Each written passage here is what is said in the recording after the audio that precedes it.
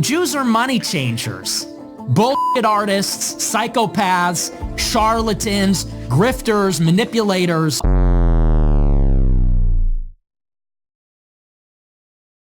We are back once again, man, for our first part two. Our first part two video, man. I'm excited. I think so we left off with the Nick Fuentes interview. We left off right about halfway in, right about at the hour mark. And yeah, we left off on some very interesting things that Nick Fuentes has said in the past. Let's listen just one more time. Let's listen in. Those edgelording things or whatever. Jews are money changers. Ooh. Bullshit artists, psychopaths, charlatans, grifters, manipulators. I don't know anybody. Charlatans. Okay. Wow. Okay. Hey, I hope you're having a great day, man. Let's get right into it. That can hear you after you say that, including myself. It delegitimizes everything, because I don't think that you, a little bit of more compassion. Let's try to stay a little, I don't want to do any character attacks on Nick. I'm not attacking his character. I'm not attacking him. I promise you, I'm not. As far as it's not a character attack though, because sometimes you just use your own words against you. You know what I mean? But I understand what Andrew's saying. Compassion. I more just mean straightforward. Do you feel like the rise in anti-Semitic online influencers post-October 7th has given Israel more ammunition to work with in terms of casting everyone who opposes what they're doing as just like a rabid Jew hater? In some cases, yeah, in some cases, sure. But I also think that's overstated, because I think that, look, let's just be honest. I do believe the political left wants to make the Israel issue very narrow. And they want to say that the issue is this genocide in Palestine. And on some level, they think that the Israeli government is racist. They probably are. Baying pig, you bloodthirsty, violent pig dog. Okay, well, we don't listen to Hassan, do we? That's the problem. And I think that ignores that there is a broader conversation, and it does have to do with the Holocaust, and it does have to do with Jews as such. Whoa, but I thought the Holocaust didn't happen. Wait, hold on. But I thought the Holocaust didn't happen. Obviously, he takes that back, right? I would like to hope that he has officially taken that back, but whatever. And Jewish nationalism and Jewish identity. So to try to shoehorn it in and say, well, if anybody goes further than this very narrow critique of Israel, well, they're actually helping Israel. I don't agree with that. I think we have to unpack the whole conversation. Well, do you care a lot about Palestinians? Not more than I... Bro, I knew what his answer was going to be to that question. Anything but yes. Anything but yes. Anything at all. Why is that the case? Why is it that when people ask a very simple, very general question, do you care a lot about the Palestinians? They will say anything but yes, I do. Anything else? Do you care a lot about Jewish people? Do you love Jewish people? They'll say anything but yes. That's how you know they're racist or they're anti-Semitic or whatever. Or what is the other one called? Is it xenophobic? I think it's xenophobic. So I guess that would care a lot about Palestinians.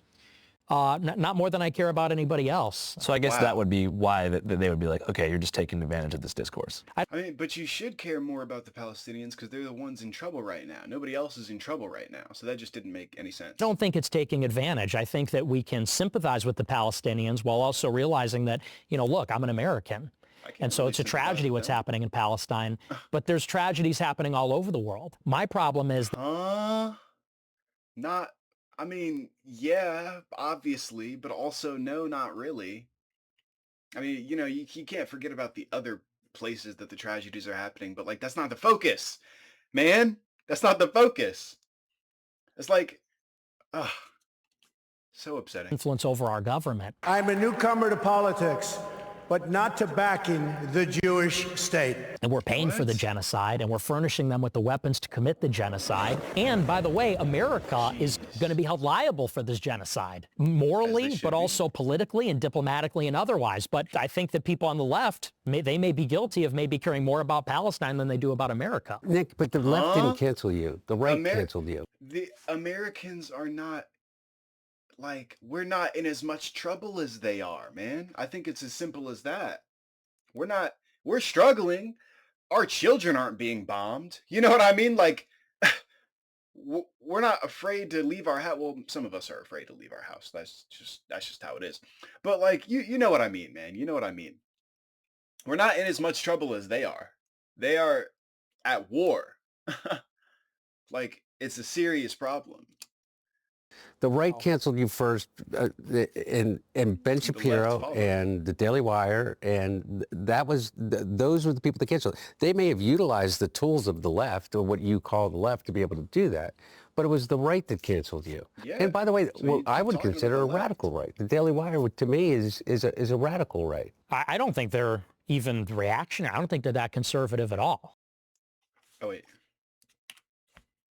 I don't think they're that conservative at all. Ben Shapiro, I mean, he's not like he's in favor of mass migration. In 2016, they were alt-right. No, they were not. What Ben Shapiro and the Daily Wire they were to the right of Mitt Romney. Yes. You know what I mean? That's what I mean. And that's they what weren't I'm Mormon saying. conservatives. Yeah. My point was, that's who you were canceled by. I was also canceled by the left. No, I know. They came along. They came along because some of the more egregious things that you said as edgelording. They came along. Literally what I just said is like they came after. Yeah, they came after the right had already canceled you. Whether you call it canceling or saying like, what the fuck? This is what I call it. What the fuck? Yeah, like, just like, what the fuck?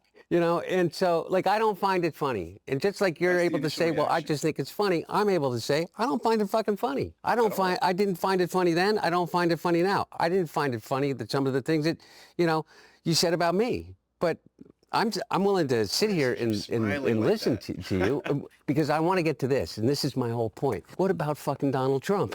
Yeah, we can get to that. Yeah, how did you get, of all the people in the world, but you could look at and say he doesn't believe anything. So for context for the viewer, Donald Trump is currently the sitting president of the U.S. For our audience abroad. The war with Iran was supposed to be over. Now we're back in business, baby. Khomeini had a pretty sick funeral, if you saw the video. So now we're back in business, baby. Khomeini had a huge crowd surrounded the coffin of, I want to try, but I don't want to butcher it. Khomeini is their name, apparently. I heard Andrew say it. During the final day of his funeral procession. Yo. All right. Time to do some more editing. You guys don't like Trump? You used to like him. I did. You've always hated him. He's tried to destroy your life. Yeah. You guys were cool. You guys hung out once at Mar-a-Lago with Kanye. You've never hung out with Trump. Right? No, and I never Would you want to? No. Do I want to? Yeah, I did. Okay. Look, man, I would, can we get him? Can we get him in the motel room? So I want you to imagine, Let's get him in I want you to imagine he's in the motel with us. Yeah. That's Trump. What do you want to ask him? So many things.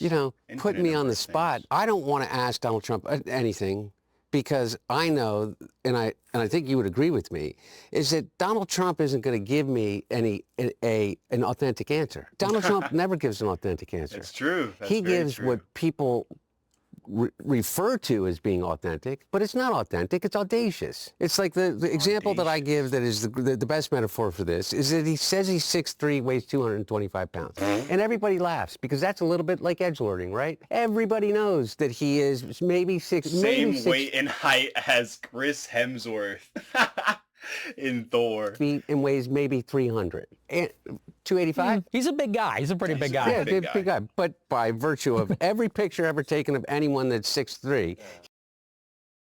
Oh my gosh, bro. So he's just 6 foot. Bro, if you're 6 foot, why would you even want to? He's not 6'3". I am. Okay? Yeah, I know you are. Thank you.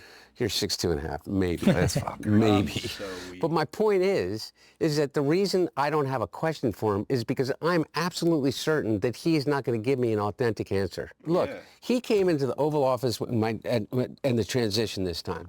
And he told my dad that he thought that he did an amazing job. He did an amazing job with the economy. He did an amazing job that with NATO, he did an amazing job, and that he got a raw deal from his side, and anything he could do, particularly for Hunter. Hunter got screwed. Whatever I could do, you let me know.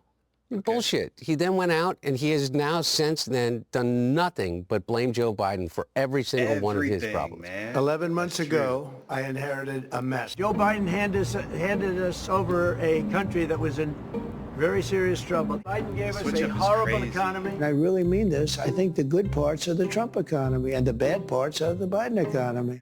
He mentioned my dad's name or my family's name 6 times a day.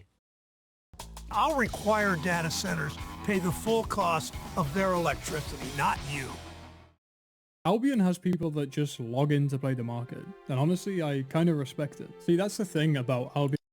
In the first 100 days of this administration. 6 times a day. He does it maybe 4 times a day now because he has no answers. All he has is a finger to point. Yep, blame, and that's all he does. My point is, I don't know what to ask him, you know. Why are you such a dick? What does your dad think about the war? What? I'm not going to get into what my dad thinks about the war. Is it really, because I don't want to get into, I don't put words in my dad's mouth, just like I wouldn't ask you what your dad thinks about the war, but your dad wasn't the president of the United States, which is a little bit different. I don't even know if you know what's going on. It's Eagles fan. Look, all I can say is this, is that every single Israeli prime minister since at least Jimmy Carter was president, has walked into the Oval Office or picked up the phone and called the president and said, we have to attack Iran. And every single one of them has said no. And they may not all have had the same exact reason, but one of the reasons they did is because they knew what Wait! Wait, hold on. This might be the perfect time to bring up that line, man. This might be actually the perfect time to bring up that line. I have it right here in my notes. Because I remember I wrote that down the second I heard it. Bro, okay. So here is the quote, to my understanding. Or I'm pretty sure I got the quote word for word. I was watching, okay, so if you don't know, Jimmy Carter, the president, I don't know if it was actually him. I'm pretty sure it wasn't. I don't know. But he was in King of the Hill, the show that I am so addicted to right now, right? So addicted to that show right now. I've been binging so much of it. I love the revival. It's great. Jimmy Carter said in King of the Hill, this is just relevant, so I just wanted to, he said, word for word, he said, "You may say you hate your daddy, but I seem to recall Egyptians once said they would never accept Israel's right to exist." Yeah, I think we all know how that turned out. Bro, because yes, Mr. President, Mr. Former President, yes, we do know how it turned out. It's still happening to this day. That war is still going on. He said, I recall Egyptians once said they would never accept Israel's right to exist. He said that in the show. Bro, when I heard that, oh my gosh. I think that was like just a few weeks ago that I heard that. Oh my gosh. I paused right there and I was like, there's no way. Because that's really the history behind this Israel-Palestine stuff, bro. That's really the history behind it. This has been going on for generations and generations. And I realized that just recently. But no, yeah. That's just like, literally, when he mentioned Jimmy Carter, I just had to, because that's just a wild quote. Anyway. As it relates to the lifeblood of the economy is petroleum in the Straits of Hormuz. Damn. Every single one of them knew that. And the lifeblood of the economy is blockade? Petroleum in the Straits of Hormuz. Every single one of them knew that. And every single one of them knew that there is no way, unless you send in ground forces, to end with certainty the nuclear program that the Iranians have supposedly been building. Every single one of them knew that the existing Ayatollah at that time, had put out a fatwa, an edict saying that they would never turn their nuclear technology into a bomb. The supreme leader of Iran issued fatwa. Having nuclear weapons is forbidden, is haram, which means never we can have nuclear weapons.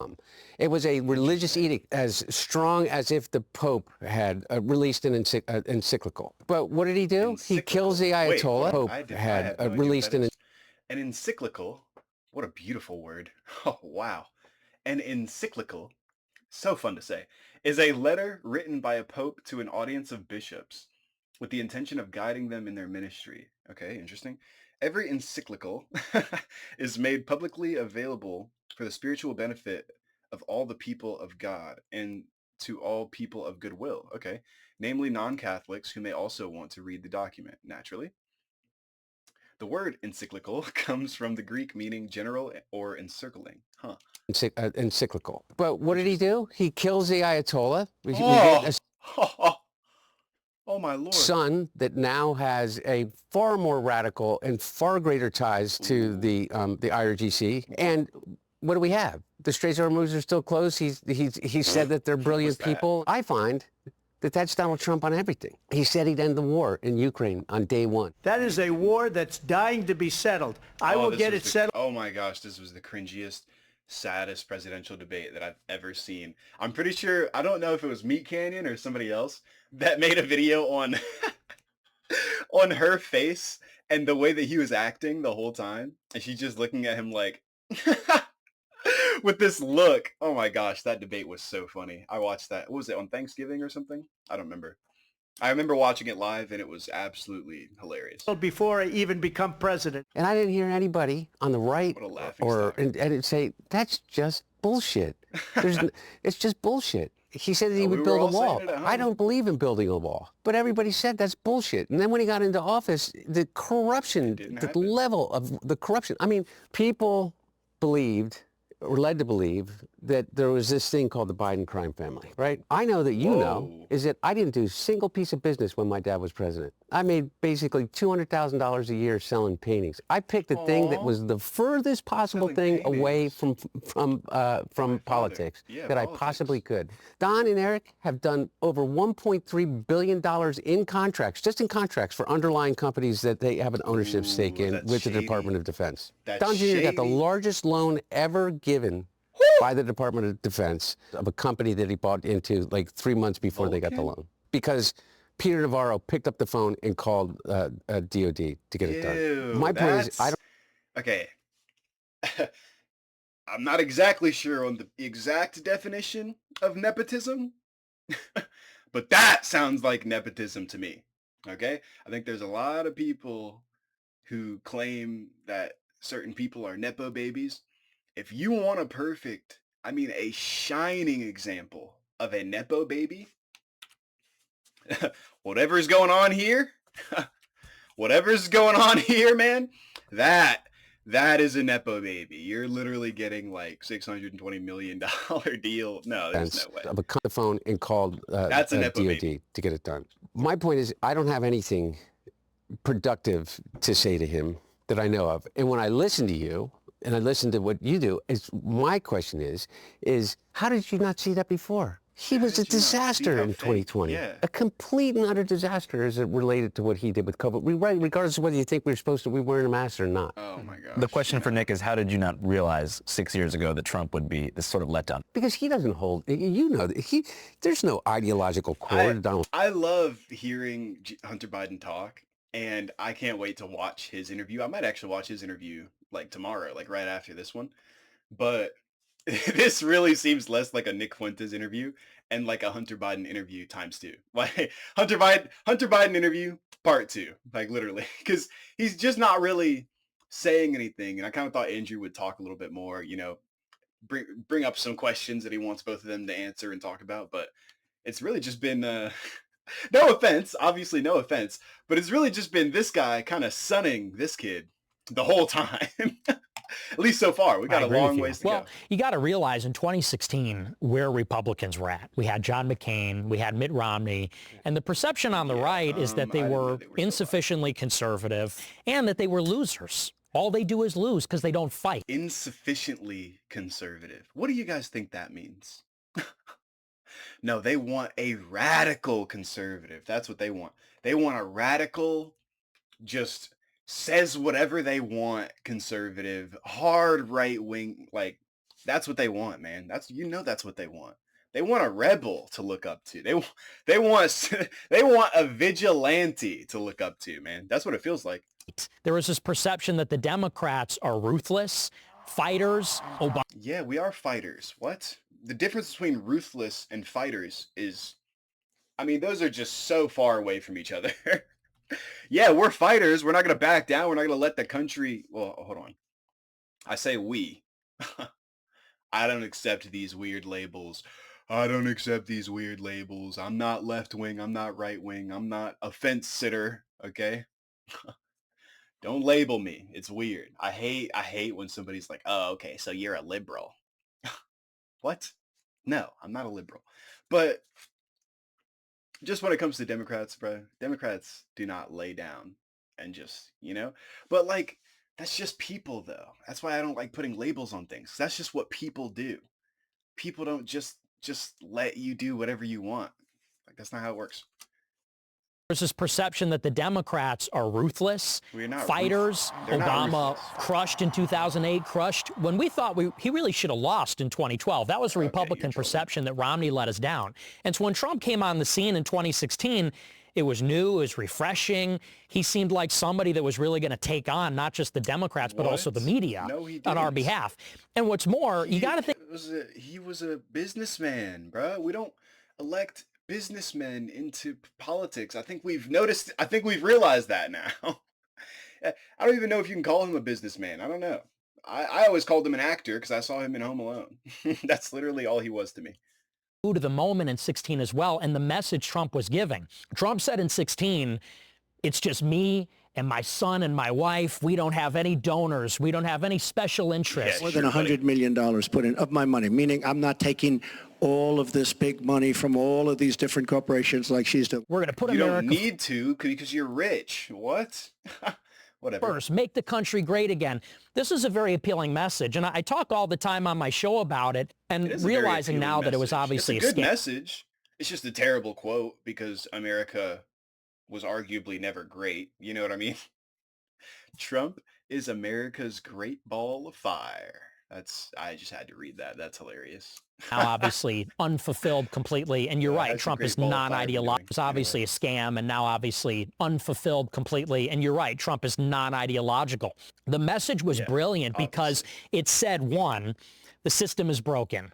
America's not great anymore, but it used to be. We can make it great. It did not used to be. That's the whole thing about that quote is like, it might have been great for like a year or two, maybe a decade, and that's pushing it really hard. That's pushing it. Maybe a decade and a half. But before and after that, horrible, absolutely terrible start to finish. At least for most of Americans, you know what I mean? Most of them, unless you're white, Christian man, then yeah. Then America is probably great for you. But like, what about everybody else, man? I think that's why everybody was so upset with that quote. Make America great again. When I first heard make America great again, the first time, I was like, oh, okay. So we should bring back slavery. Just as a black guy, when I heard make America great again, the two things that I thought are, one, we should bring back slavery, and two, women should have no rights. Women should not be able to vote. Women should not be able to get a job. That's what make America great again sounds like to me, right? Sounds like you thought it was great back then when we had women working in, sweatshops and barely getting paid. like that's apparently great America. I don't know. Again, but in order to do it, we need to actually bypass the system. Why is it that we never have victories? Why is it that things don't change? Because of money. He said, and that's why I'm different. I'm rich.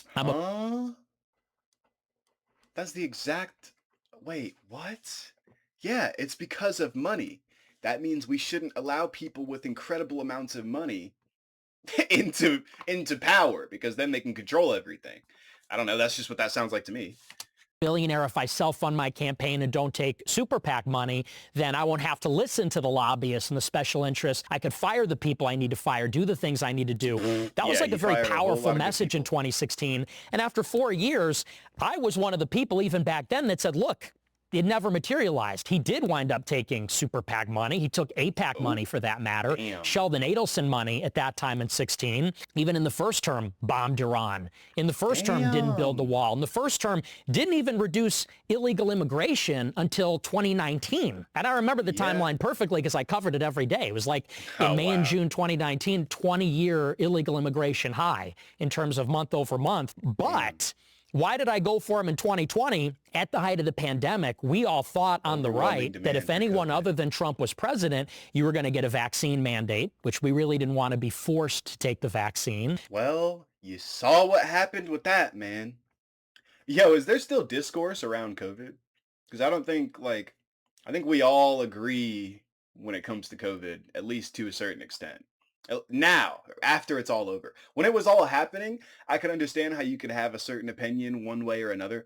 But after I don't even know if it's over, because for who knows how many years, they were like, COVID 2, COVID 3, COVID the sequel, the pre-sequel, COVID again. Like, am I tripping? Or it's 2026. I still don't know if COVID-19 is gone forever. I mean, not gone forever, because, right, you can't just, get rid of it permanently. It's probably still around. But, it's obviously died down a whole lot, right? But you guys remember what I'm talking about, right?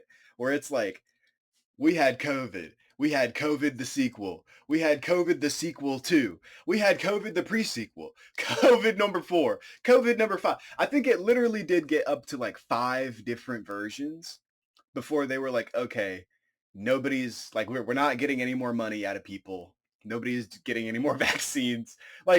How many sheep do you think they got? And I only say that because I got 2 vaccines and that's it. And I remember when they started calling for the 4th one, I remember the 4th one they started calling for certain people to get. And I was like, nah, I'm not doing that. And I think it was especially after, what was it, Johnson & Johnson? I think it was. After one of them was really messing people up, everybody just stopped going to get it. It's I'll just take my chances at this point. I'll just die at this point. But man, that is still crazy to think about still to this day. They had so many different, and I can't ever think anything differently when it comes to how many different strains they had. Every time I think about it, in my mind, I think they definitely were just scamming people out of their money. But then I'm what were they injecting people with? You know what I mean? But I don't know. I still can't tell about the whole COVID thing. I think I might watch a COVID breakdown video of how COVID actually evolved over time. Hopefully that video will have actual facts and evidence in it instead of just, hearsay and whatever. Oh, but COVID was the worst, man.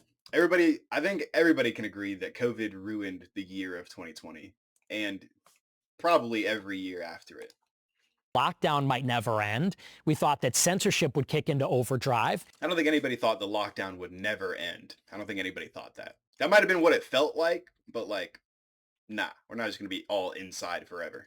And so we said, really, it's unacceptable that anyone other than Trump would just be a disaster.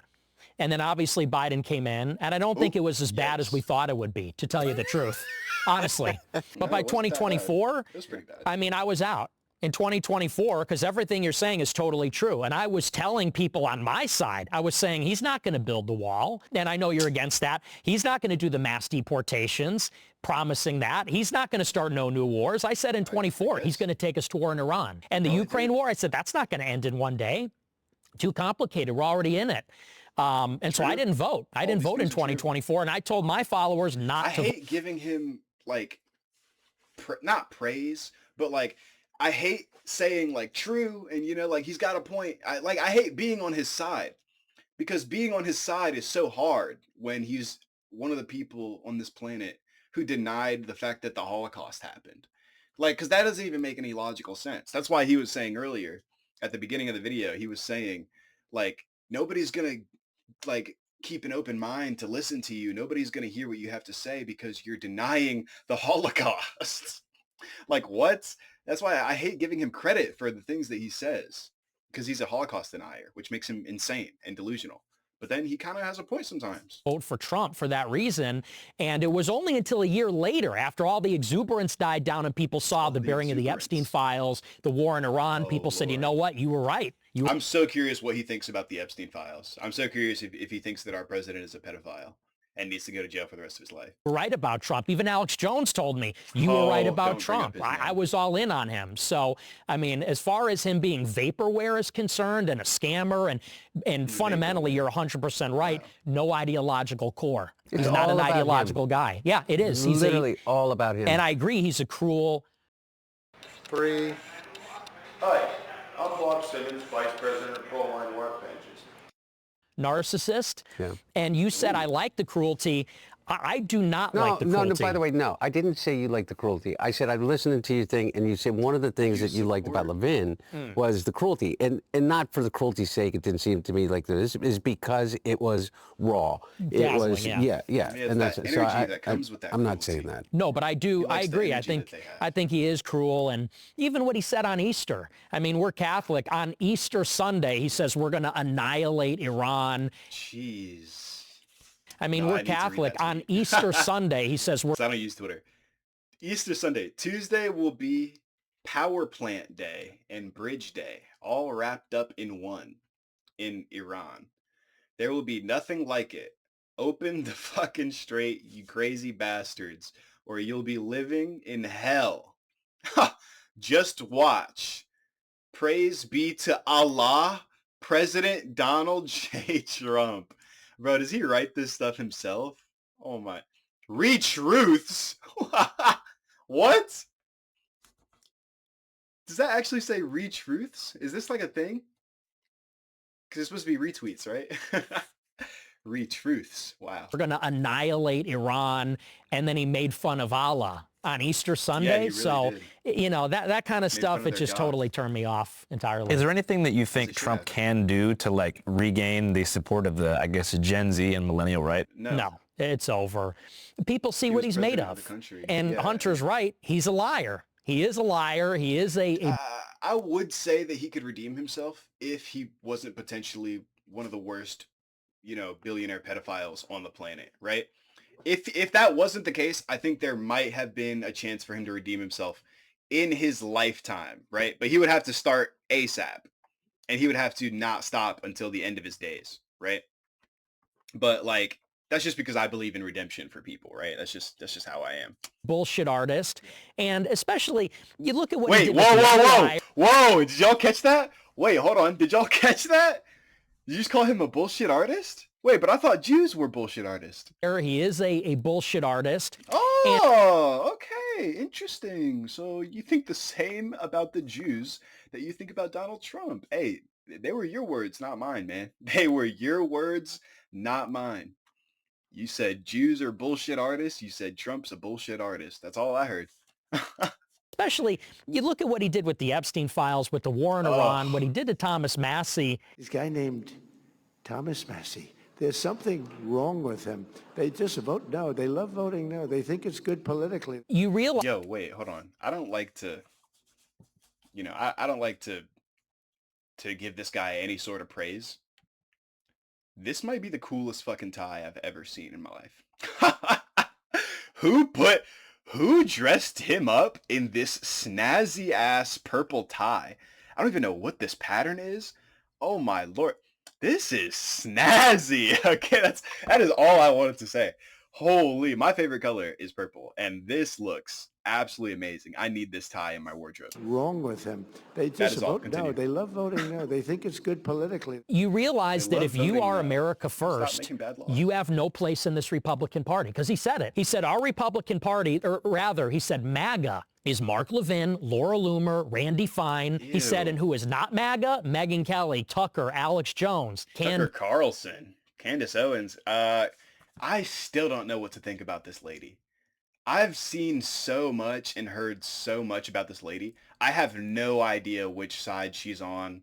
I don't know what her political opinion is. She seems to be because I can't tell who she is as a person. She seems like one of these in the middle kind of people. Not a fence sitter, because she definitely picks a side, but man, this is one of the people I have no idea what her political I think she's slightly right-wing leaning, because I'm pretty sure she's one of those people who's we need to bring back the family unit. We need to have women doing less work and actually being in the kitchen more.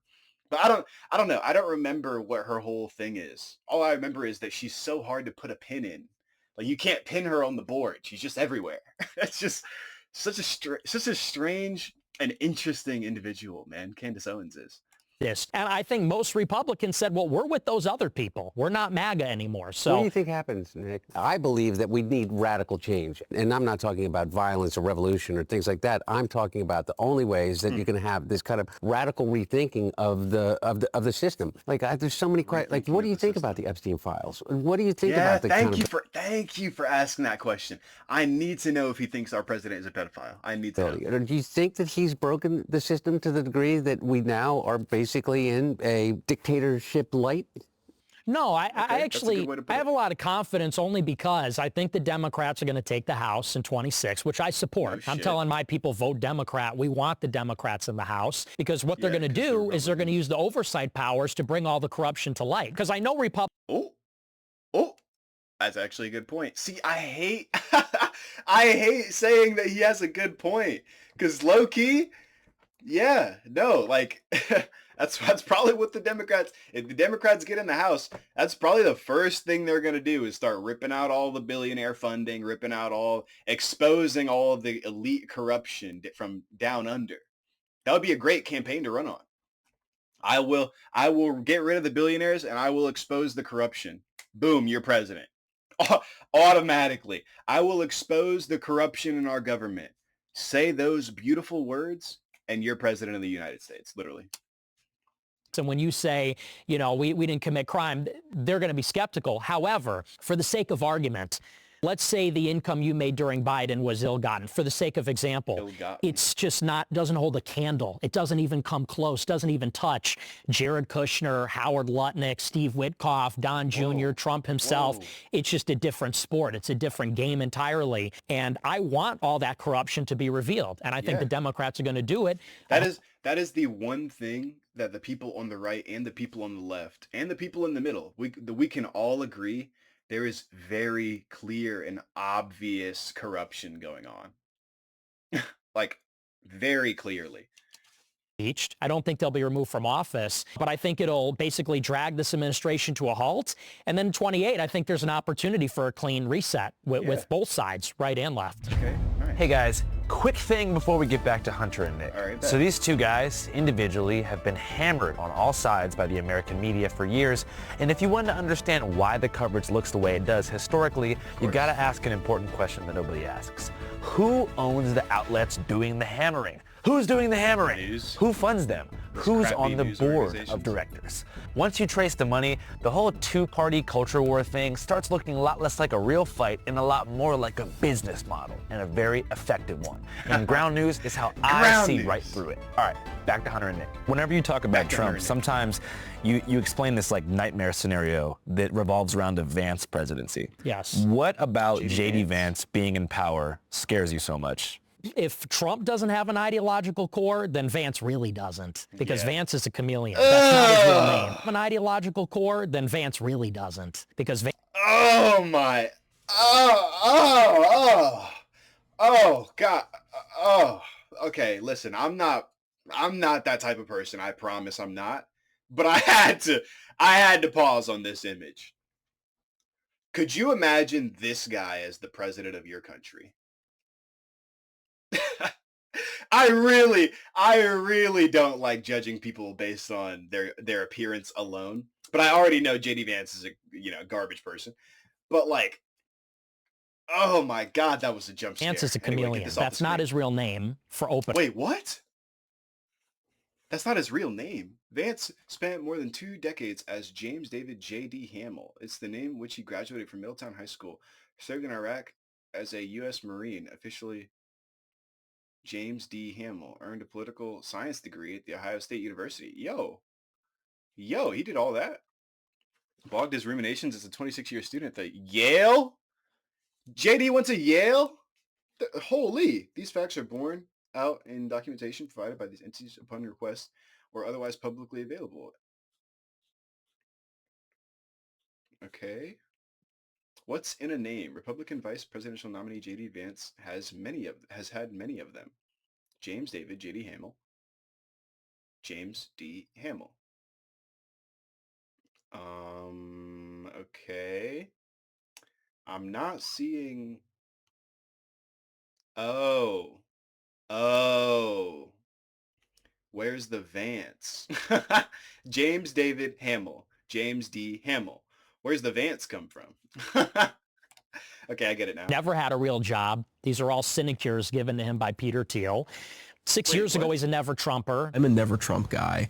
I never liked him. I think that he's leading people in a very dark direction, and that's ultimately what worries me the most. Terrible candidate.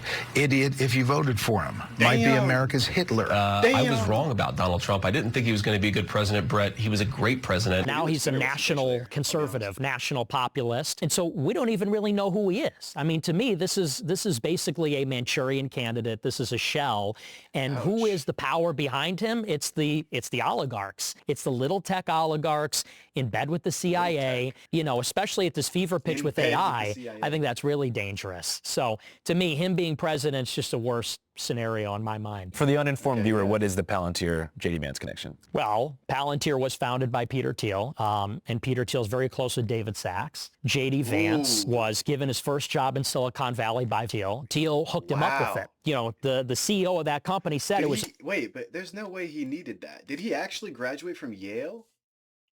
He went to Yale and Ohio State? Like, what? Why did he need to be given a job? That doesn't make any sense. And he served in the military? What? Did he actually do all that stuff? That is so hard to believe from that guy. Because that guy is not...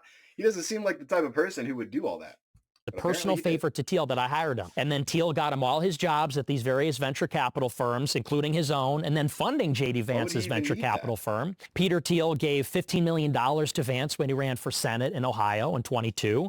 Peter Thiel secured President Trump's endorsement for him in 22, which basically got him the nomination and the seat. So, I mean, as far as anybody's concerned, Vance owes his entire political career to Peter Thiel, who derives his fortune from Palantir. And now he's a Catholic like you and me.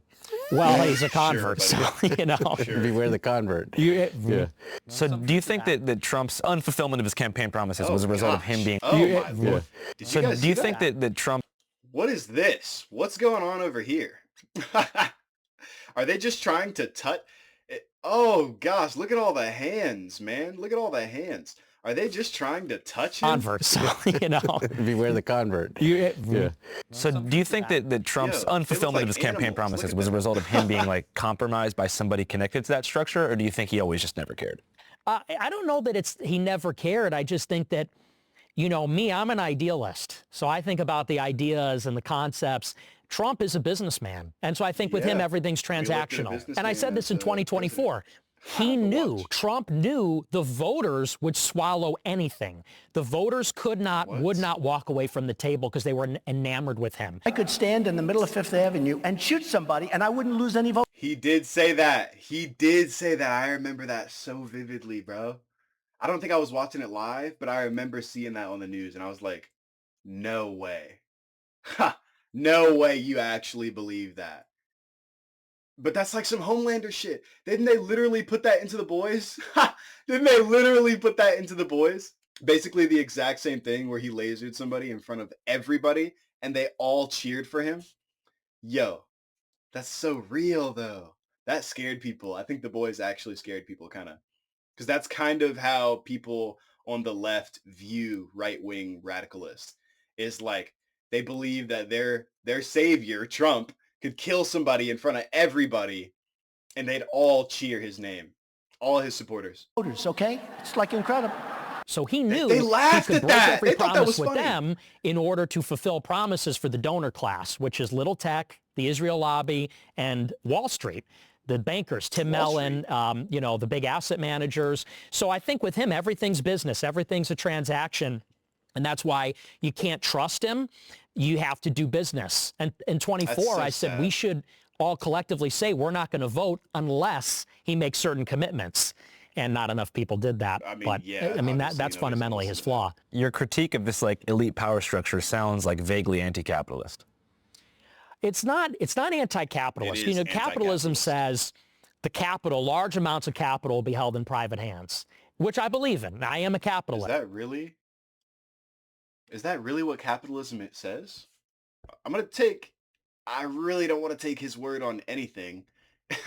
anything at all. But I'm gonna take his word on it because he seems really smart. He really does. Hunter Biden he was completely right about that. This dude seems really intelligent. He really does, and which makes it when he says dumb stuff sound so much more idiotic.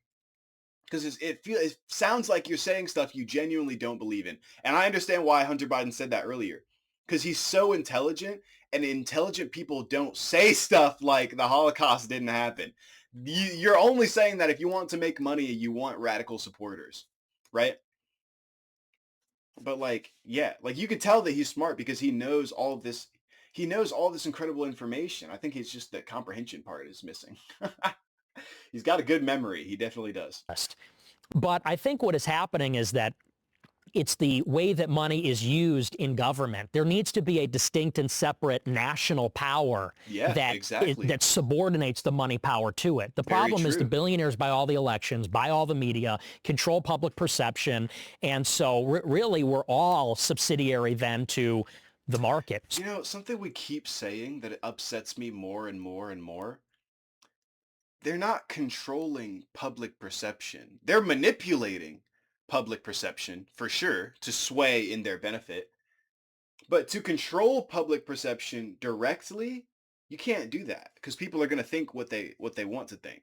You can maneuver it slightly, manipulate it slightly, but the people who know, the people who are smart, the people who are really digging and looking at what you're trying to say, they're going to break it apart piece by piece by piece. And then once they break it apart, they're going to tell everybody else.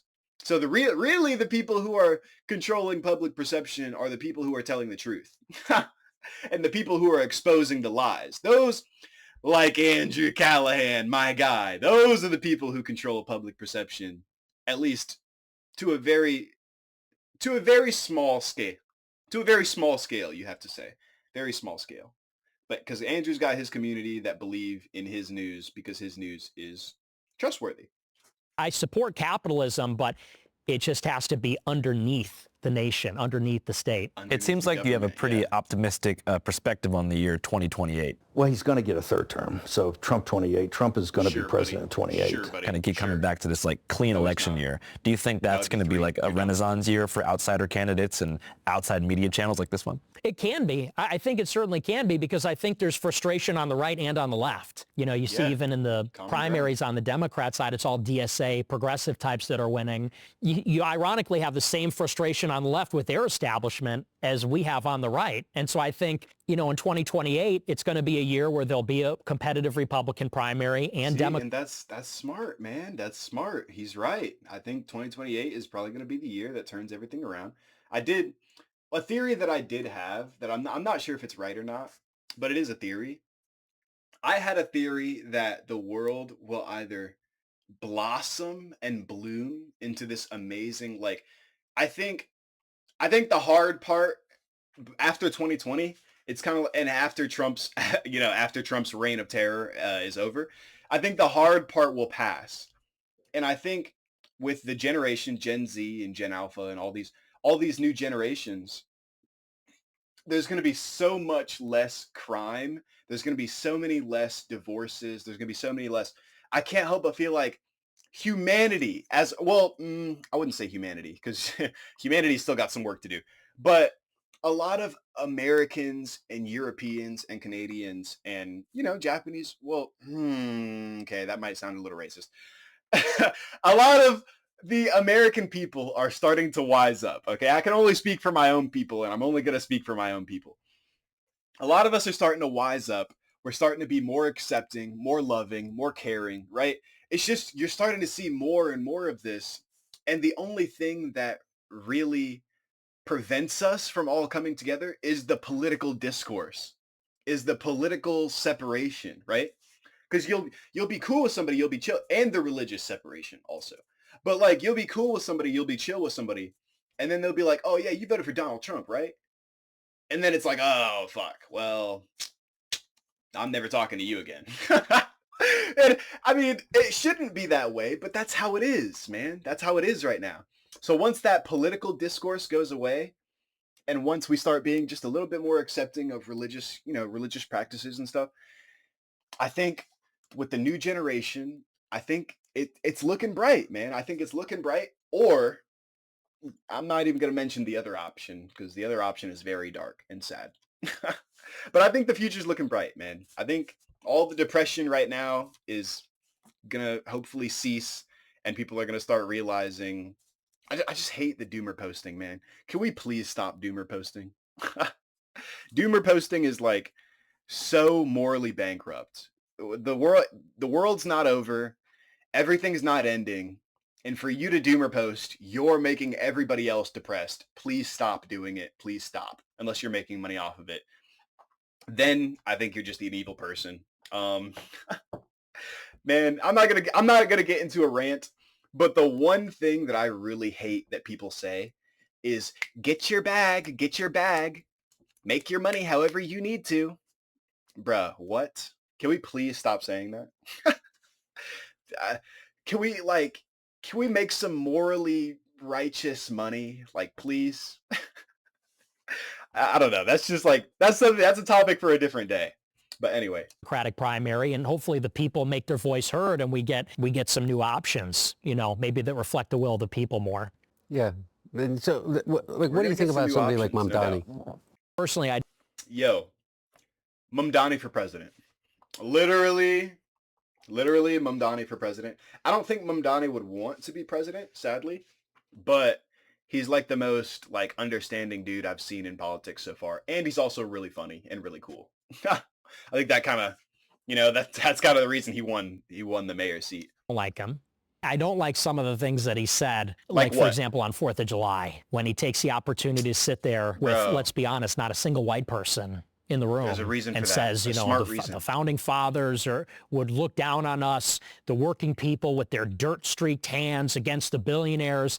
I think it's a little too divisive. I like his energy. I like that he's young. It's ironic. Yeah, fair enough. Exactly. That's rich, buddy. But no, look, but it seems pointed at me. I know, but What? But the thing, are they laughing because that sounds ridiculous? Because what? He's young. It's ironic. I think it's a little too divisive. I like his energy. I like that he's young. It's ironic. You got it. That's rich, buddy. Oh my God, I love Andrew's face. He's just over here smiling. He's just sitting back, man. Oh my gosh, Andrew's the best. He's just sitting back, listening, and just smiling. Look at him. He looks so jolly. But it seems pointed at me. I know, but pointed at you. Wow. Okay. But the thing, he was dissing you in that video. Yeah, a little staring down the camera, but it's for you, Nick. You son of a bitch. People like me. Yeah. But what I see is somebody is using government for exactly the purpose that you just said, is to break the oligopoly, to target the anger towards a tiny percentage of the population that has controlled the levers of government from the White House down to the mayor's office in New York City or Peoria, Illinois, to that matter, and even more so as you go further down that chain. And so I look at somebody like Mamdani, and regardless of his delivery, which may be off-putting, particularly from somebody coming from your side, is that he's delivering, man. Yeah, you know what? I mean, he's really delivering. Like I saw somebody going... Okay, I'm not going to say that because I don't know that for facts. After Mamdani for some of this stuff, and particularly about rent control. Yeah, the rent freeze. I was literally just about to say that, but I didn't. I don't have the evidence. But yeah, freeze the rent. They wanted the rent freeze and they wanted the buses, right? Or the subways or whatever. They wanted like free transportation and freeze the rent because New York has that like major problem. I was like, well, how do you think the middle class was built after World War II and the GI Bill and rent-controlled buildings that created those communities that we were talking about an hour ago? The GI Bill provides returning soldiers and veterans a range of benefits, including mortgages to purchase homes, loans to go to school, and this really was instrumental in creating the new American middle class. That must have felt so good, man. To come back from war, stressed and fucking terrified, and then you're like, you get this mortgage, you get this, you get all this free stuff, I guess. But no, you paid your price. You paid your dues. The availability for somebody that was 26 years old that had a job with the MTA to be able to live and work in the city and put the kid in the school with the idea that they would be safe walking there and go to a park that, you know, where the water fountains worked. That's what I see him trying to do. I mean, by the way, it's just so tired and, you know, ridiculous. He's a communist. Like, it's about the communists. Like, who even says that anymore? It's not even a thing. You know what? Anymore. We're just 1981, and, you know, we're watching Rocky V and worried about the communists. Yeah, you know what I we mean? were afraid of the I just communists don't, back I don't get it. Right. I just don't, I don't get it. Right. Oh no, they had to mute it. Rocky IV? My whole Philly legitimacy was just blown right there. He corrected him. But it's just kind of, and so I look at somebody like Mamdani, I think, well, he's just talking about good government. Like, what do you think about healthcare? Don't you think that there should be a single-payer system? Don't you think that there should be... Okay. A solution. Oh, finally, a breath of fresh air. A solution to healthcare.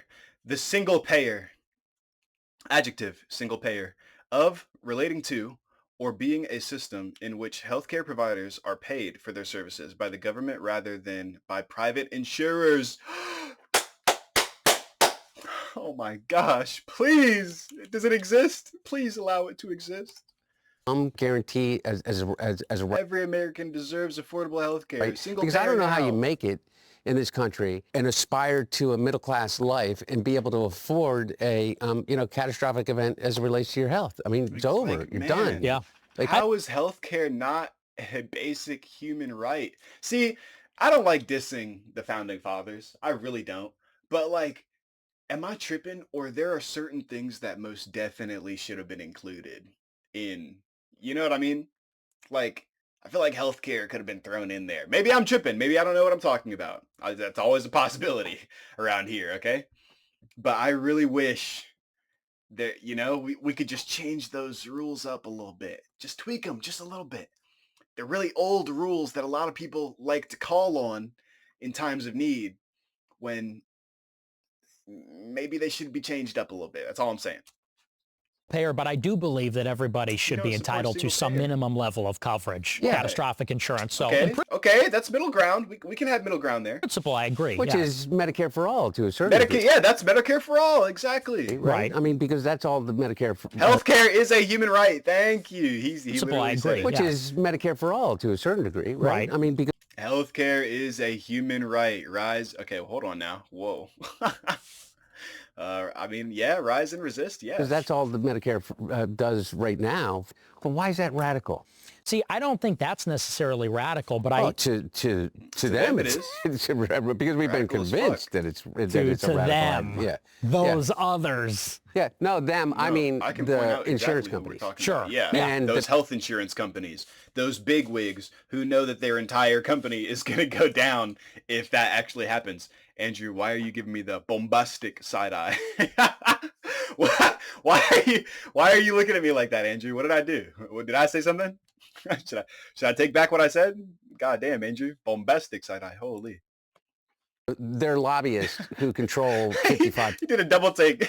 companies. Sure. And they're lobbyists who control 55% of Congress, regardless of who's in power. Right. Yeah. Well, and I don't think that's necessarily the most radical. I think, though, he is with the DSA, the Democratic Socialists of America. He backs all these DSA candidates. And let's be honest, a lot of them are radical. Like, I saw one of these candidates that just won in New York a couple weeks ago. So we hate socialists. The Chevalier candidate. There's a picture. Yeah, Andrew. Yeah. Is that what we're doing? Is he cracking? Is he actually cracking open? What was that, a cranberry LaCroix? Weeks ago, Why are you cracking it slowly? Just pop it, bro. Just rip the Band-Aid off, man. Oh my gosh. A little breath of fresh air in this interview, man. Chevalier fucking comedic ass. There's a picture. She hates my dad. Yeah, I know. She said about my dad. She had yeah. awful things about him. Yeah. And she says, oh, I didn't have a napkin to wipe my hands, so I used the American flag.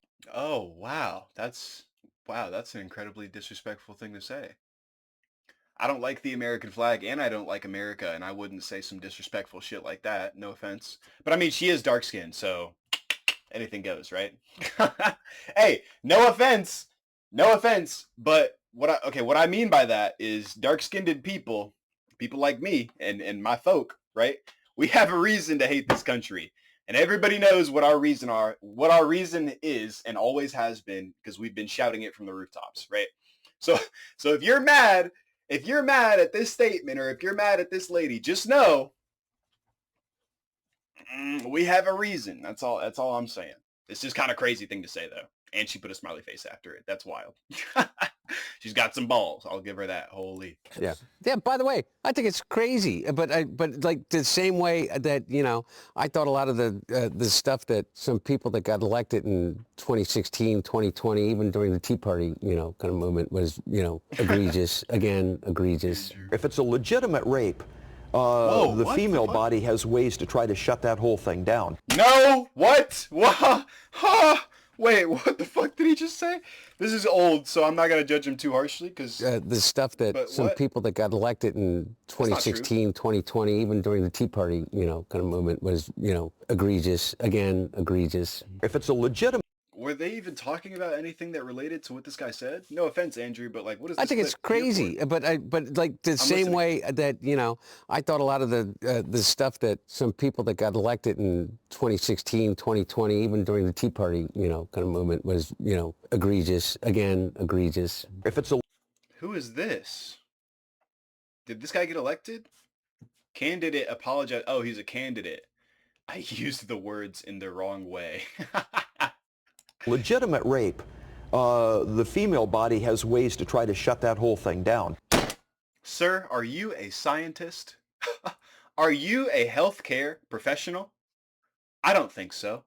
What are you talking about? That's the dumbest thing I possibly have ever heard. Wow. That's just, man. Anyway, let's continue. Let's pretend like he didn't say that, even though he did. That was wild. What do we do, Nick? I think a better question is... For real, what do we do? Can you at least come... Andrew, just talk over them, please. Please just talk over them multiple times. You got to know how to, you got to know how to speak up, speak over people. Better question is... For real. Better question what do we do? Cut off. Can you at least come a little bit to this way? If you can come a little this way. I can. Here's where I can come, is this. Do you get what I'm saying? Yes. About the Holocaust thing? Oh. About that. Yeah. No, I mean, really. I do. Why do you always smile? Oh, about that. And have your gross little crow's feet come out to play. Nobody wants to see that, man. Every time he smiles like this when he's talking about the Holocaust, this happens. Nobody wants to see your little crow's feet, okay? Why every time he talks about the Holocaust, his little crow's feet come out in the corner of his eyes, and he smiles with his whole teeth and his whole mouth? Why? That's such a crazy reaction to talking about the Holocaust. That's just, oh my gosh, that just puts me off so hard. Like, it just makes him seem evil. And I don't want to believe this guy is evil, but it really feels like he is. Yeah. No, I mean, really. I do. And listen, here's what I'll say. Now that I'm older, I do think that's not the best approach. Not the best approach. Okay. Even Andrew's fucking scoffing at you. Agree with you on that. And I see it as I get older, because let's be honest. Saying those things when I'm a younger guy, when I'm, 18, 20. Don't you dare use age to excuse what you said when you were still a grown man. Like, what? First of all, age doesn't remove responsibility, right? We all know that. Second of all, you were still a grown man. You were still an adult. So what do you, what? I understand the whole experience thing, but, that's something that I think we all should learn and understand. Age doesn't excuse your actions, man. It really doesn't. It really doesn't. It's like, you got to think that's just the age. Jews are running society. Women need to shut the up. Blacks need to be imprisoned for the most part. And a lot of young people think that's funny and everything like that. I think that it also just say you did it for clicks, man. If you say you did it for clicks, not everybody's going to agree with you. A lot of people are still going to hate you. But at least you'll be more respectable than being like, oh, I actually believe the things that I said. It's kinda, slightly. You shouldn't even slightly believe in stuff like that. You should just say, I did it for clicks. I did it for content. I did it so that people would, watch my stuff, because the more radical things you say, the crazier things you say, the more clicks you get. The more rage bait. So it goes with the medium as well. Live streaming, social media, that's just what it rewards. So yeah, I think that people should try to move past. Yeah, because we keep rewarding. That's why, oh my gosh. I don't want to get into the whole YouTube removing dislikes thing. But I think there needs to be, a good example is when people say we should bring back shame. I think there needs to be a version of shaming people on the internet that is acceptable. And I thought that version was like dislikes, right? Being able to dislike somebody's post and for them to have possibly millions more dislikes than there are likes. I think that is necessary so that that person can understand what they made and what they said and what they did was not cool. Nobody's out here farming dislikes. Nobody wants to farm dislikes for attention. But you can farm a crazy amount of likes, though, since there's no dislike button, and certain sites don't even have a dislike button. So it's like, I think every website should have some form of no, I don't like this. This should be disliked by me and maybe a lot of other people. Some of that. I'll try. But if you try. Yeah. Okay. Absolutely. For real. Okay. And Consensus. as it relates to when you talk about Israel, the Netanyahu, Likud government, what's happening now, what's happened for the past 20 years in terms of whether the funding to Israel, whether you think it is. It's really important to make a distinction between that and Jews. Because here's the thing, okay? Zoran Mamdani has a higher favorability rating in the United States among Jews than Bibi Netanyahu does. I think 65% of American Jews disagree with the approach that the Israeli government has right now. They don't disagree with you, but they completely turn off when they hear the conflation of Jews, Zionism, Israel. Whoa. Where did this shot come from? This is wild. Are these whiteboards? That's interesting. That's what they look like. I don't know. Wow, we get to see the whole behind the scenes. Hell yeah. So this is just like a studio that they just set up specifically for interview. That's interesting. I always found it really strange how they don't just do this in a hotel room, because the hotel room's not actually big enough, but they make it look like a hotel room, which is wow. It's just really cool. It's really nice to see, the background and the work that goes into all this. And think automatically anti-Semitism, whether it's fair or not, okay? But you have to understand it. And you have to understand it from a cultural perspective in which the recent history is only one data point in 2,000 years of history as it relates to what it means to be a Jew, of which there is what, 1%, 0.5% of the entire world's population? Because I don't know what it adds to your argument, or what it adds to your argument about Miriam Adelson being able to give $300 million to Donald Trump and commit to giving another $300 million. Whoa, what? Are you dumb? He can't run for a third term. Nobody's allowing that to happen. It will never happen. Nice waste of $250 million. To get her way, and we end up in a war with Iran. Yeah, well, and I think that's a valid point. I do think, though, that the issue's broader than just Netanyahu. Oh, maybe, by the way, obviously Netanyahu has a base within Israel, within the Jewish community here in the United States, with Jared Kushner. You know what I mean? Jared Kushner, who is unelected, not a member of our government, is having as more control over the... I hate interrupting them. Mind-boggling corruption. Kushner sees $5 billion for foreign governments for his firm. President Donald Trump's son-in-law, Jared Kushner, is trying to raise more than $5 billion. What the hell?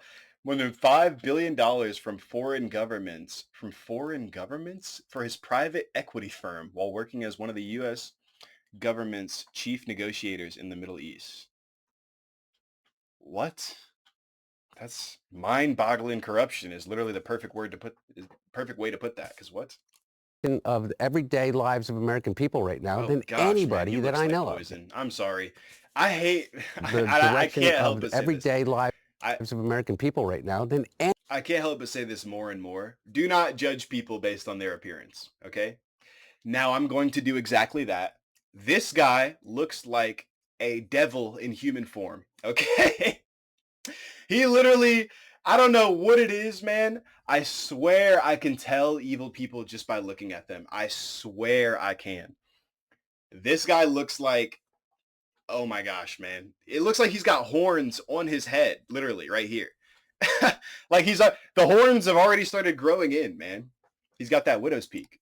Anybody that I know of. And meanwhile, all he's doing is building a $6 billion private equity fund with the people he is negotiating for. And I always say, look who's paying him and wondering whose interest that he is advancing. He's getting paid by the Saudis, he's getting paid by the Emiratis, he's getting paid by the Qataris, he's getting paid. Go down the list. What the hell, bro? For some reason. Is that not suspicious as hell? What? I didn't even know you could do that. You can do that? You can accept money from like foreign, like, what? I mean, I guess he's not in politics. Well, no, but yeah, he is. Is in control, along with Steve Witkoff, who is also not elected by anybody, of deciding whether or not the Straits of Hormuz are going to open up and whether or not that's like the definition of corruption. Our gas prices are going to go down. It may not matter to the three of us necessarily, you know, an extra dollar, 60 cents or 85 cents. But you know what? To 85% of the people that live in America, it means it's the difference between whether or not they're going to be able to pay rent, you know, whether or not you're going to be able to actually put the gas in your car in Montana to drive to your job on the, you know, on the ranch. Well, and here's what I'll say to you, and this is something kind of why I want to do this interview, is emphasize the message that as far as Jews are concerned in general, I think that it's the same standard that applies to everybody, which is as long as you're patriotic, as long as you believe Americans should be put first by their government. I mean, okay. He said that very specifically. Because when I hear America first, I think Canada second, I think China second, Russia second, Africa second, Australia second. Literally every other human being on the planet outside of America, number 2. As long as you're in America, number 1. When I hear America first, that's what I hear every single time. Now, he specified by saying, as long as you're patriotic and you believe in America first, you know, by its government, by its own government. As long as you're patriotic, as long as you believe Americans should be put first by their government. By their government, yes. The American government should put, but even that's like, you know what I mean? Because we aren't the most important ones out here, man. If the other countries and the other continents are going to war, we don't have a responsibility to help them. We all live on the same planet, man. There's literally no enemies on this planet. You could try to claim that the enemies are the Russians or the Chinese or I don't know, like anybody else. But like, they're humans, man. They're not enemies. We don't have animals as enemies. We don't have humans. Well, sadly, we have humans as enemies, but those are the only people we're fighting against. That's it. Nothing else. So once the human conflict is over, we literally have no enemies. So it's like, every time I hear America first, it's just like, okay, but what about if there's a war going on the other side? We shouldn't help them at all whatsoever. We should just deal with our own stuff. I don't know, man. Maybe I'm thinking too much into it.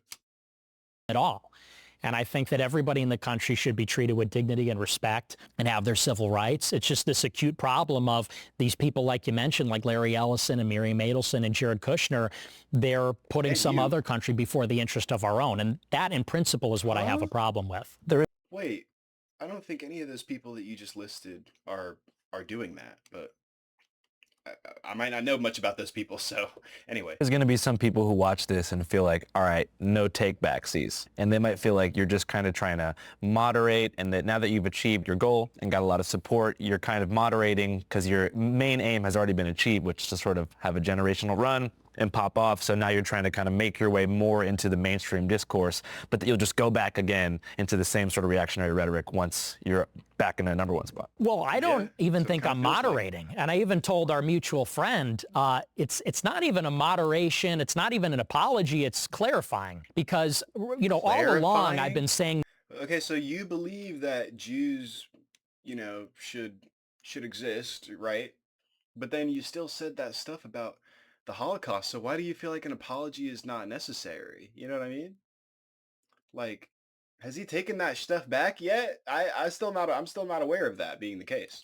Message. It's just that the way saying it changes and evolves. And I also think how people respond to it changes as well.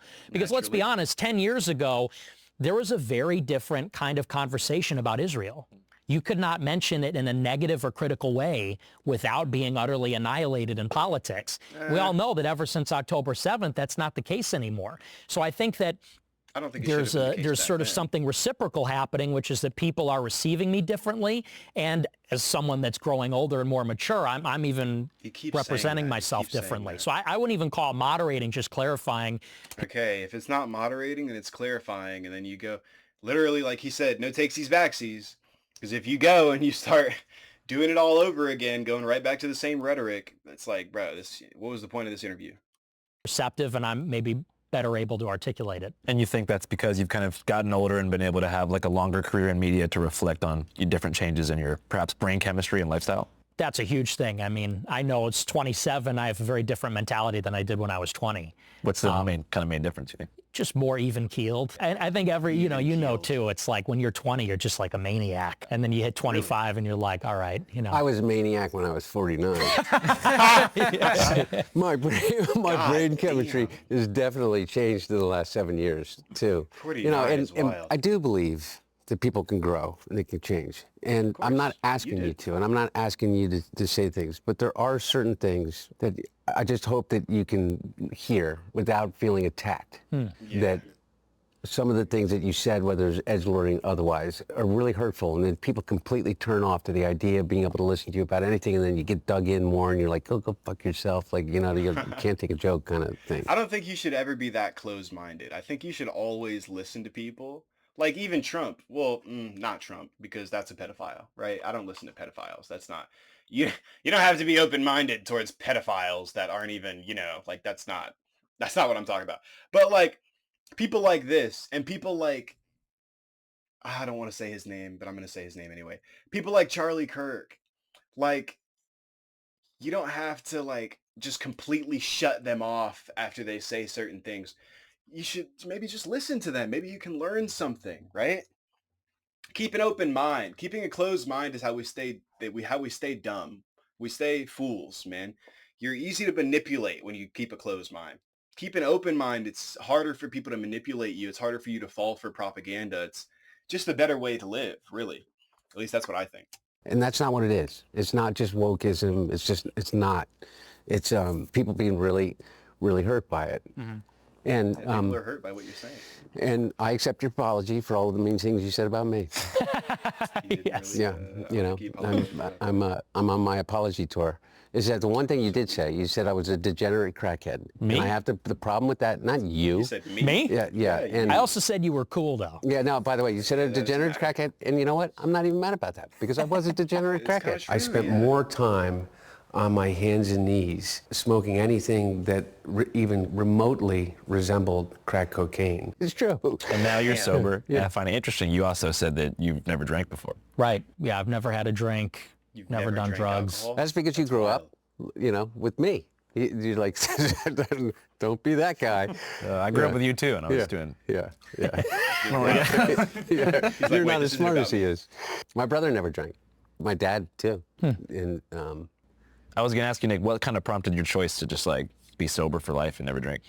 Well, you know, a big part of it is I had a lot of addiction in my family. You know, my grandfather was an alcoholic, committed suicide. Uncle died from an overdose from crack cocaine. My mom, two of her uncles, heroin addicts for their entire lives.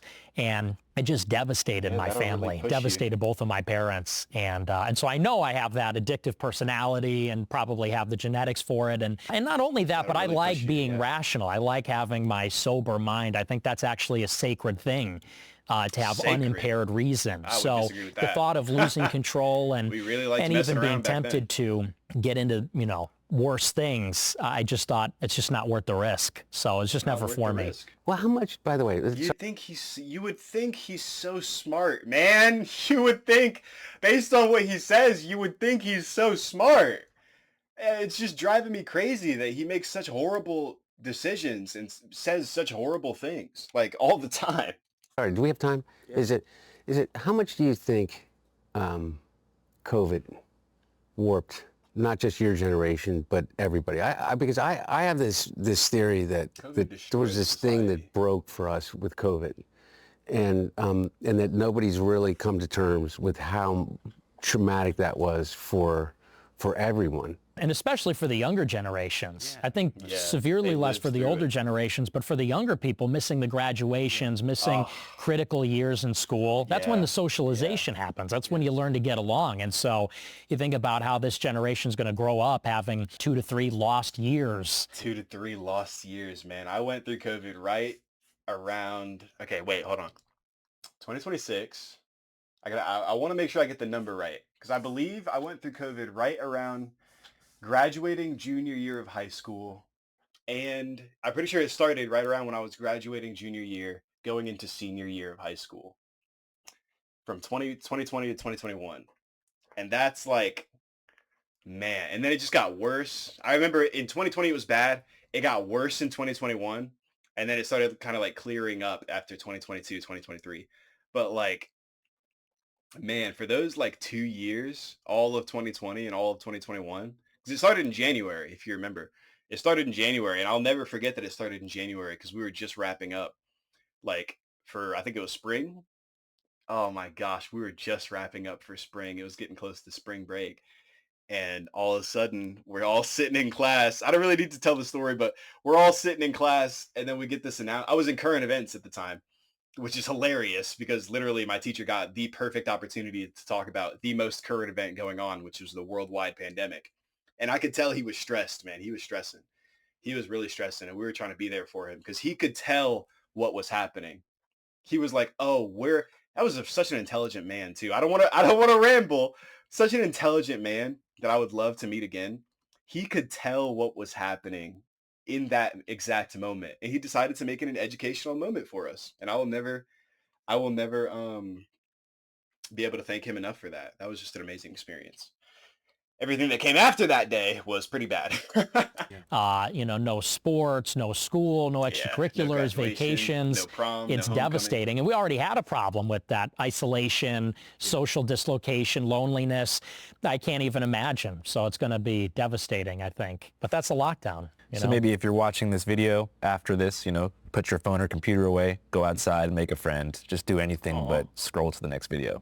Back in the day during Nickelodeon, they had Go Outside Day. Oh, yeah. You know, I feel like we need like one day a week where it's mandated in a tech oligarch sense that no one can go on their phone or use the computer. Man, I would love that. I mean, that's one thing. Is if we could, the one thing we could all agree on. The way I say it now is you're all carrying around a bag of heroin. Overcoming phone addiction. Yo, I might be the only person maybe on Earth that has a phone. I don't feel like I'm addicted to my phone. I think I'm more addicted to the internet and fantasy specifically, or fiction, right, than I am to my device. Because I use my device for a lot of things, but I also like one of the big things that I like doing in my life, right, is talking out loud. That's why I'm doing this right now. So like one of the biggest things that I use my device for besides watching videos is recording my thoughts in my notes app, right? I think I've said this many times, but that's like one of the I would say number one use that I use my phone for is YouTube. Number 2 thing that I use my phone for is my notes app. And besides that, I barely use my phone for anything. I text people sometimes, but like that's it. Those are the only things I use my phone for. I think I'm one of those people where it's like, I'm not really addicted to my phone as much as I'm addicted to the internet. I can definitely say I'm addicted to the internet. Getting off the internet for like a week, I think might be really difficult simply due to the fact that I wouldn't know I would feel like I'm missing out on everything. I would literally feel like I'm missing out on everything that's happening. I wouldn't know about the news. I wouldn't know about my favorite YouTubers, my favorite streamers. Like I wouldn't know about anything that's happening. I wouldn't have any knowledge or any information. I'll just be living life. And maybe that's a good thing, you know? But then it's, you know, it's also like, if your friends, if the people you're talking to aren't also off of technology, you literally can't even communicate with them. And if you can't communicate with them, they're probably going to be on their phone, right? So it's kind of one of those things where it's like, I think you would have to mandate that everybody get off of their phone in order for that to work. And I don't think you could force anybody to do that, obviously, unless you shut down all the phones. But there's no way they would do that. No way in hell. In your pocket, everybody is, and it's probably even more dangerous in some ways. Would either of you guys ever run for office? Are you asking me for real? Yeah. You said you're asking me for real? Like actually? Like genuinely? No, Hunter Biden. I can answer that for him. No, Hunter Biden would never run for office because there'd be no point in it. No, Nick Fuentes would never run for office because there'd be no point in it. They're the most hated people on the media. I don't see why they would even attempt to do that. No. I think that politics, the way that my dad engaged in it, and that I'm obviously incredibly biased, is an incredibly noble thing. But that's not.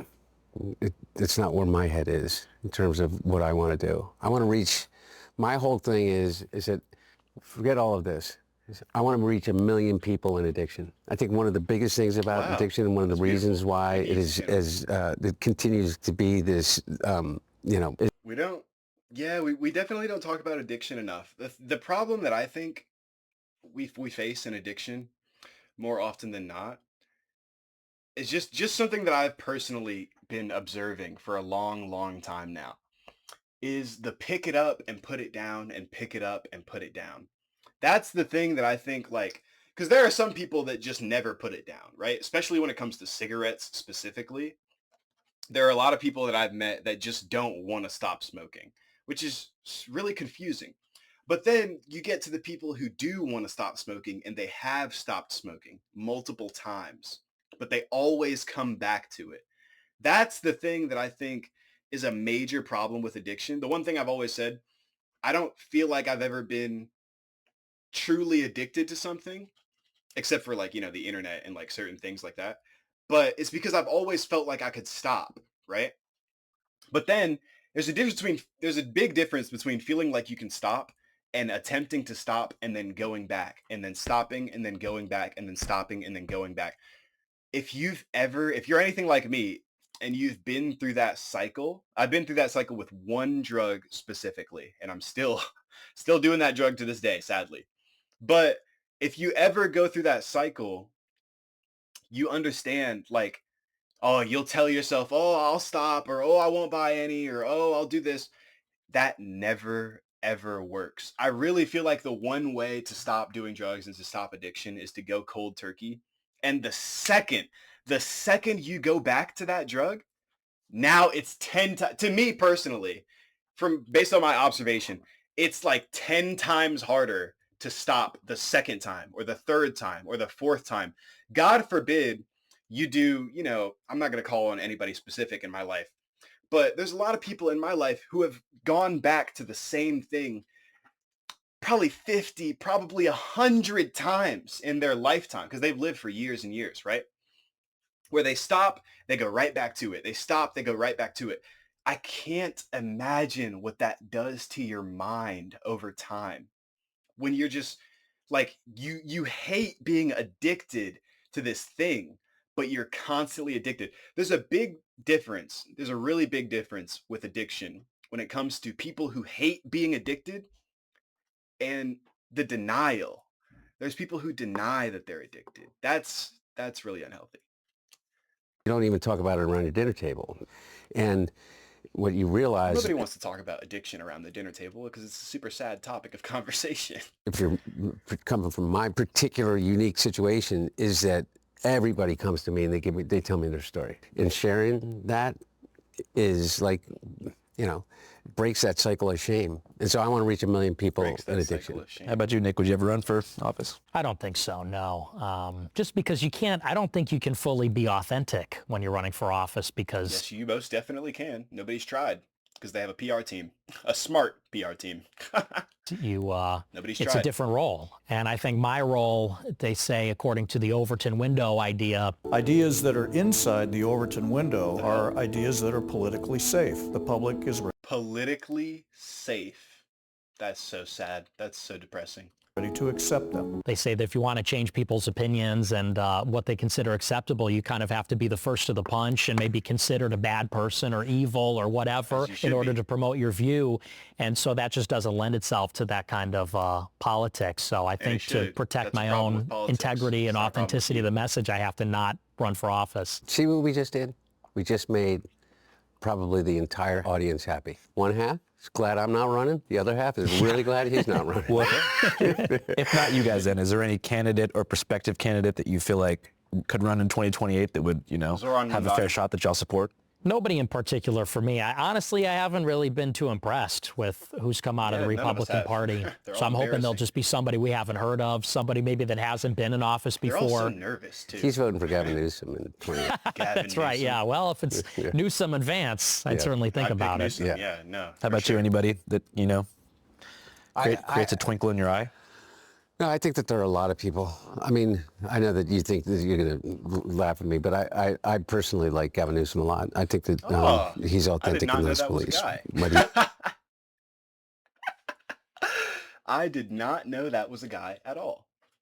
Is it fair to say after 2026 midterms, you're going to give it serious thought? I'd be lying if I said otherwise. Okay, so whether you agree with them or not. Thomas Massey's principled stand as it relates to the Epstein files was incredibly courageous. Do not let the Senate muck this bill up. I am sorry if one of your billionaire donors is going to get embarrassed because he went to Rape Island. And that's why he's not going to be a congressman anymore. That was brave. But that's why, you know, he could potentially make a really strong national candidate.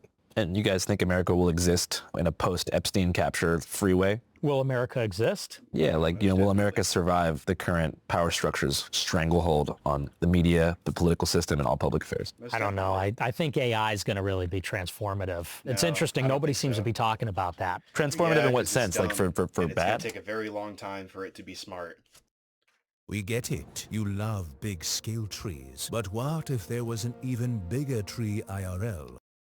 Concentration of power. That's the single biggest. And you know what? I'm actually on the liberal side on this with Anthropic over the, let's say, you know, because there's this battle between these effective altruists, effective accelerationists, and I really am nervous about what's going to happen, especially in the next 4 years, because they're racing towards this artificial general intelligence, artificial superintelligence, and that, without a doubt, is going to be the single biggest influence on the country, and so I'm really worried about that. And what about that concerns you? Is it surveillance?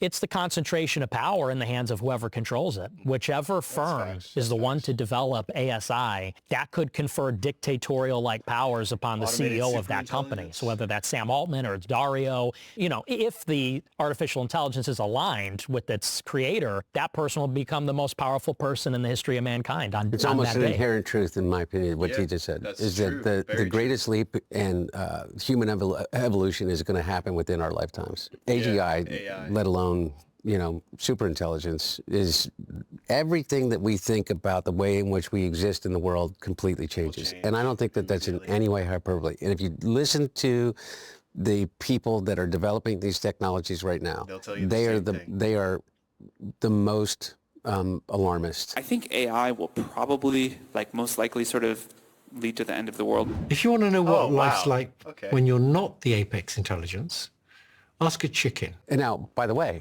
I think that there's an enormous possibility for incredibly beneficial things to society, like being able to cure cancer.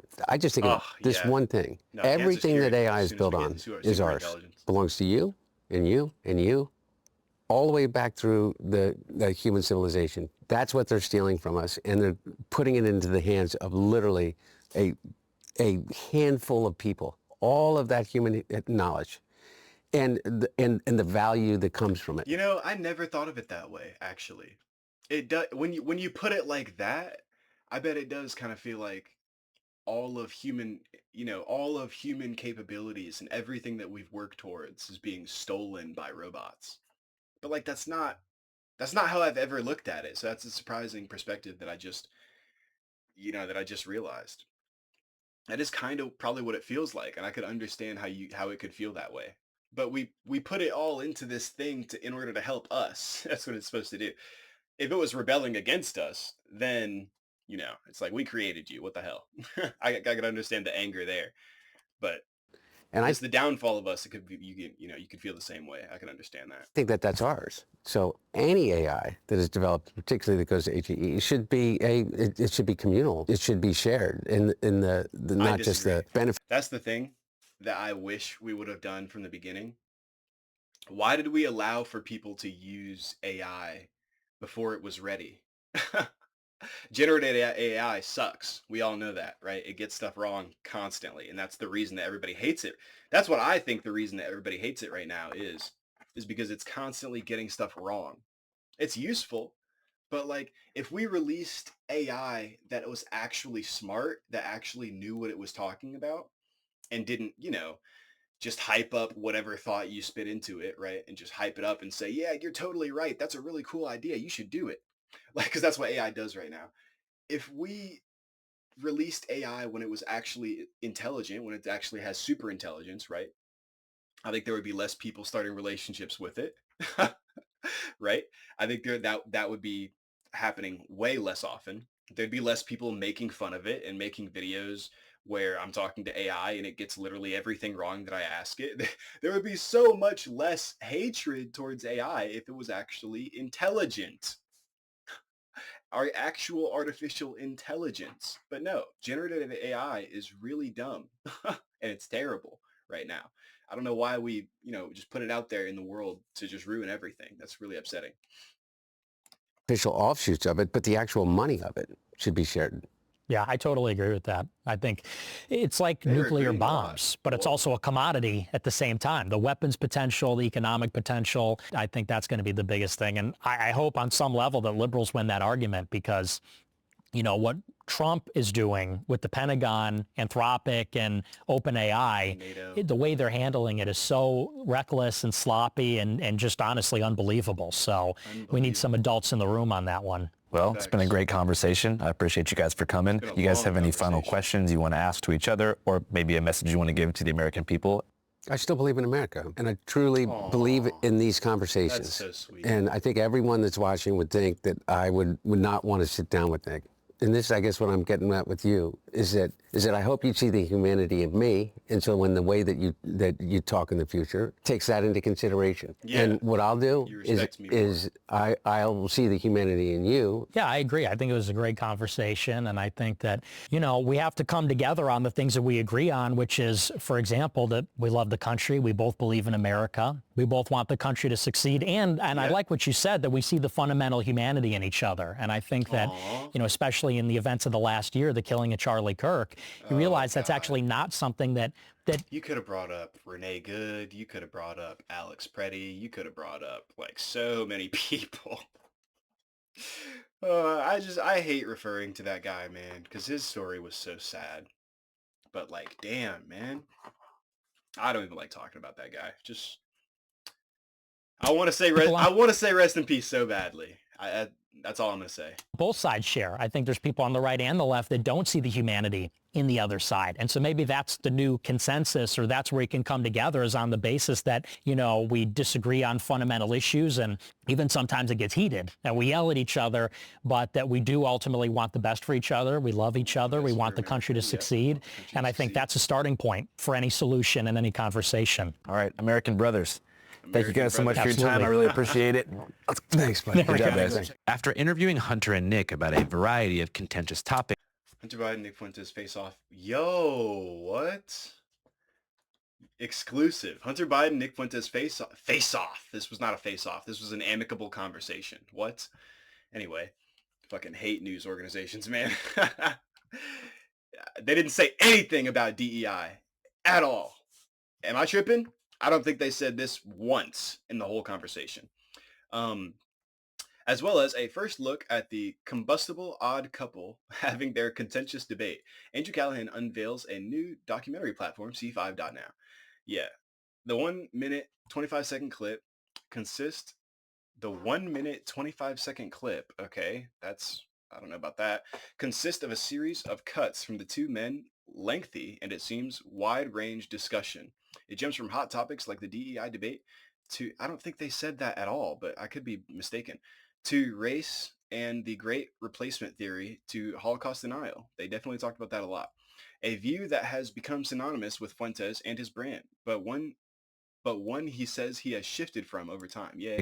Not limited to, but including the Iran war and ongoing conflict in the Middle East, I thought to myself, you know what? Maybe I should just go. Maybe I should apply for a visa from the IRGC and fly to Tehran to go to a Death to America rally, after which I'll scour the scene to find the underground culture of the city and figure out how unveiled Tehran street folks actually feel about the government. And eat some great food and see some sights while I'm at it. So I did just that with the help of the OG Vice News crew.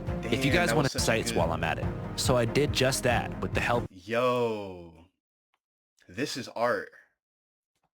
Like, yo, this just gave me chills. What a fucking still image. News crew.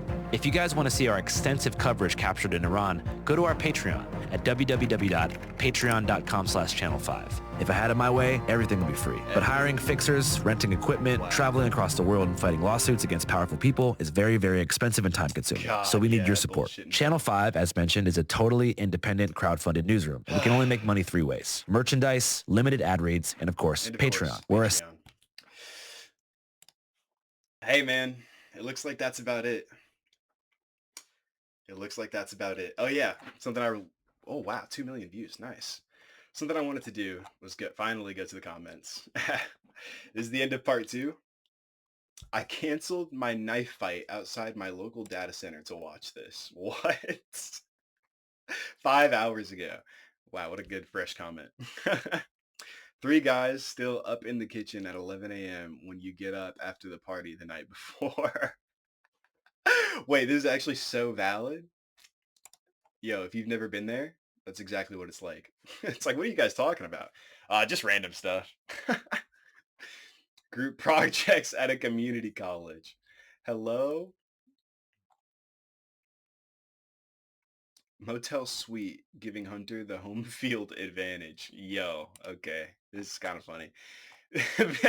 This channel continues to have some of the best comments I've ever read in all of YouTube history. But anyway, hey man, that was Channel 5, Nick Fuentes interview featuring Hunter Biden.